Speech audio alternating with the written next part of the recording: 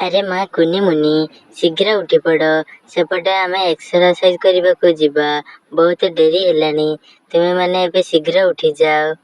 अरे माँ हाँ मु एबे उठी गली। अरे मुनी तू एबे उठ बाहर को एक्सरसाइज करने जीवा किंतु मुनी थिला बहुत अलसुआ से जमार भी उठ नथिला।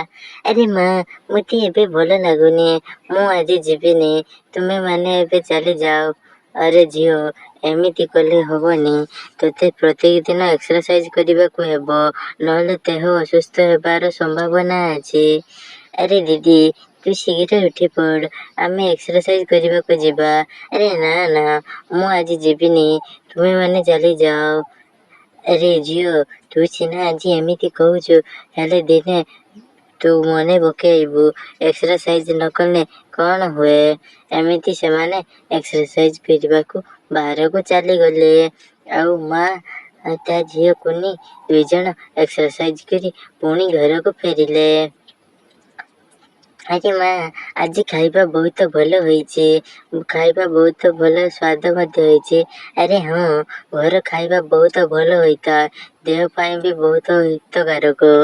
अरे माँ मते किंतु ये सब जमारे भल लागेनी मते तो बाहर फास्ट फूड चाउमीन गुपचुप ये सब बहुत भल लागे। अरे माँ ये सब अत्यधिक खाइबा जोगु देह मध्य खराब होइथाय तेणु एठारे दूरे रहबु।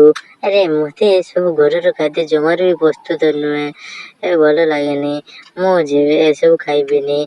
एमिति सेमाने तापर दिन स्कूल को जीवा पाई बाहरी पड़िले आउ सेमाने स्कूल छुट्टी हेबा परे घर को फेरुथिले।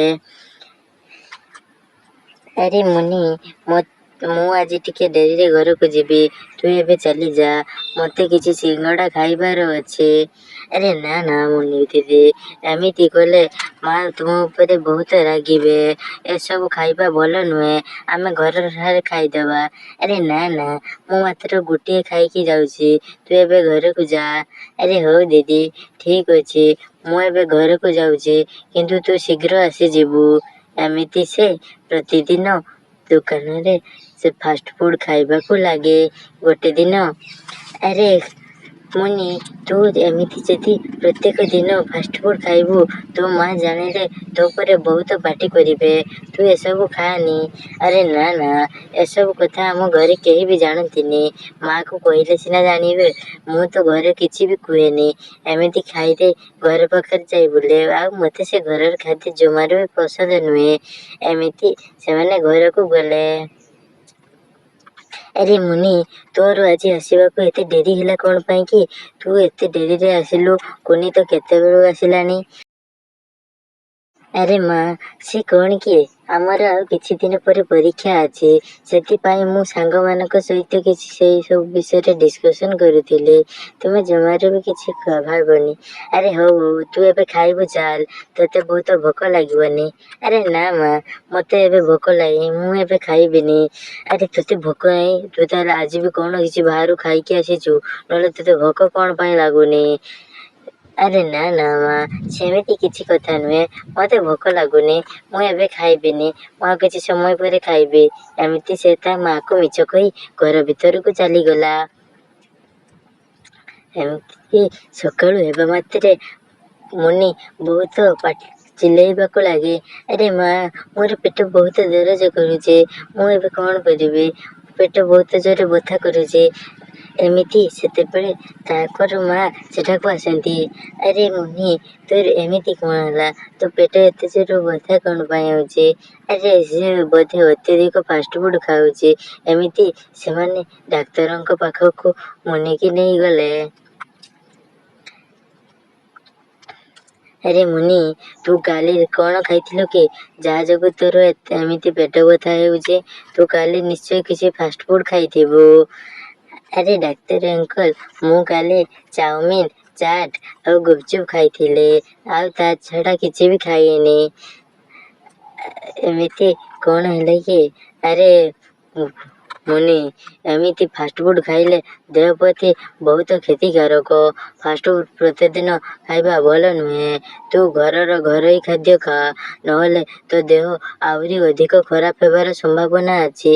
ଆରେ ଡାକ୍ତର ଅଙ୍କଲ, ମୋତେ ଘର ଖାଦ୍ୟ ଜମାରୁ ବି ପସନ୍ଦ ନୁହେଁ। ମୁଁ କ'ଣ କରିବି କହିଲ? ଆରେ ହଉ, ଏଇ ନିଅ, ଏ ଔଷଧ ମୁଁ ଲେଖିଦେଇଛି। ଏ ଔଷଧକୁ ମୁନିକି ଡେଲି ସକାଳୁ ସନ୍ଧ୍ୟା ଖାଇବାକୁ ଦେବ, ଯାହା ଫଳରେ ତା ଦେହ ଭଲ ହେଇଯିବ। ଆରେ ମୁନି, ତୁ କିନ୍ତୁ ଆଉ ଫାଷ୍ଟଫୁଡ଼୍ ଖାଇବୁନି। ତୋର ଆଜିଠୁ ବାହାର ଖାଦ୍ୟ ବନ୍ଦ।